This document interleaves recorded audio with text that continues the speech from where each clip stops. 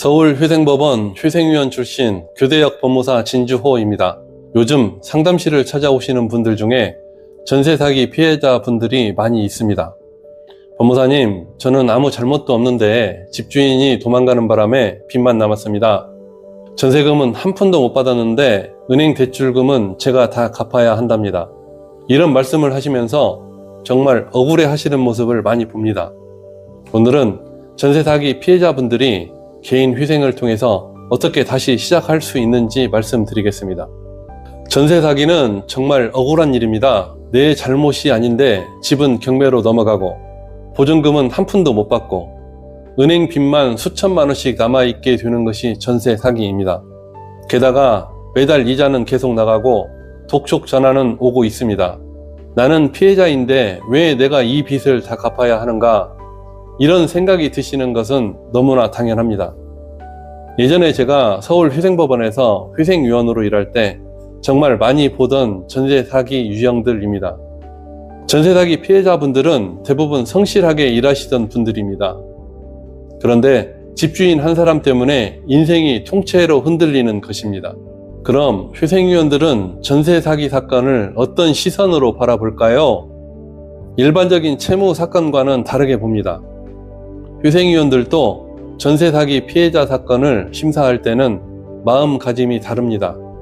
왜냐하면 이분들은 진짜 피해자이기 때문입니다.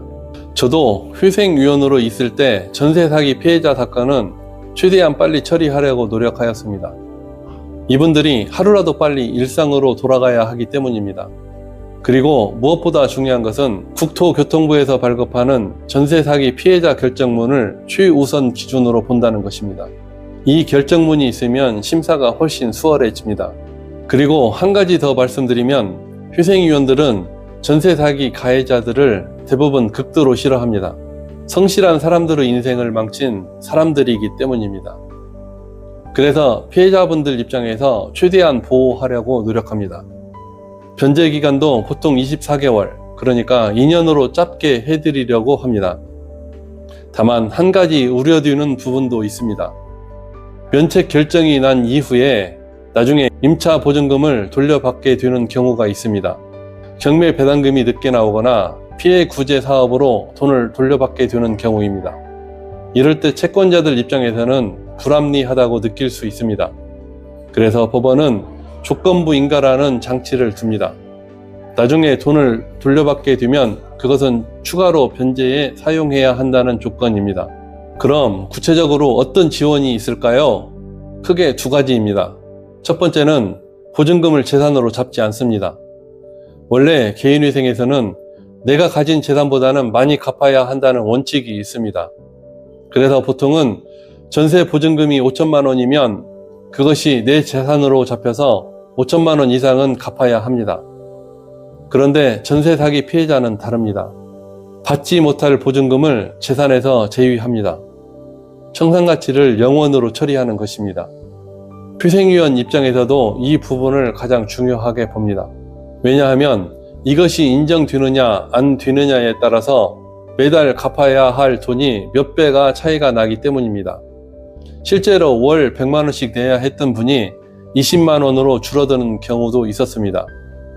두 번째로 변제 기간입니다. 보통 개인회생은 3년, 즉 36개월 동안 빚을 갚아야 합니다.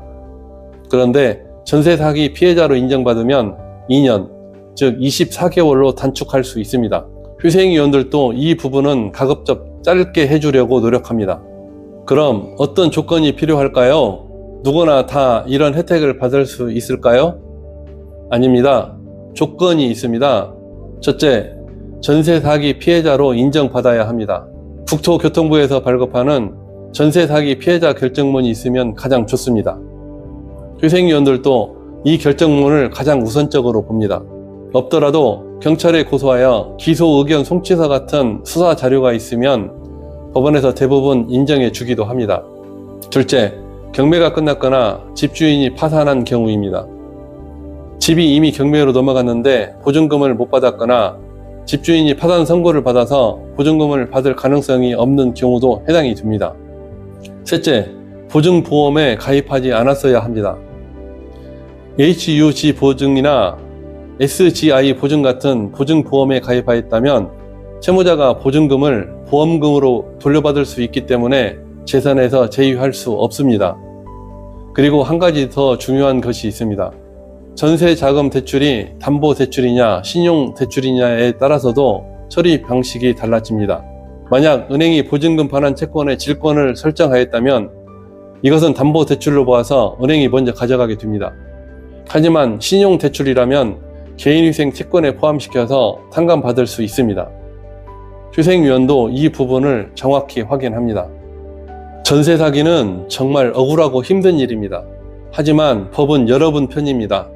성실하게 일하시던 분이 불운 때문에 무너지지 않도록 법원도 휴생위원도 최대한 피해자를 보호하려고 노력하고 있습니다. 다만 혼자서 준비하시기에는 서류도 복잡하고 법원 기준도 까다롭습니다. 실제로 서류 하나 빠져서 기각 뒤는 경우도 있고 청산가치 계산을 잘못하여 변정금이 늘어나는 경우도 있습니다. 그러니 너무 혼자 고민하지 마시고 전문가와 상담하시는 것을 추천드립니다. 저는 법원에서 30년간 근무했고 서울휴생법원 휴생위원으로 수많은 사건을 심사한 풍부한 경험을 가지고 있습니다. 상황에 따라 어떤 설명이 필요한지, 어떤 경우가 기각 위험이 있는지에 대해 실무적으로 판단할 노하우를 가지고 있습니다. 오늘 영상이 도움이 되셨다면 구독과 좋아요 부탁드립니다. 궁금하신 점이나 상담이 필요한 분은 댓글로 남겨주세요. 감사합니다.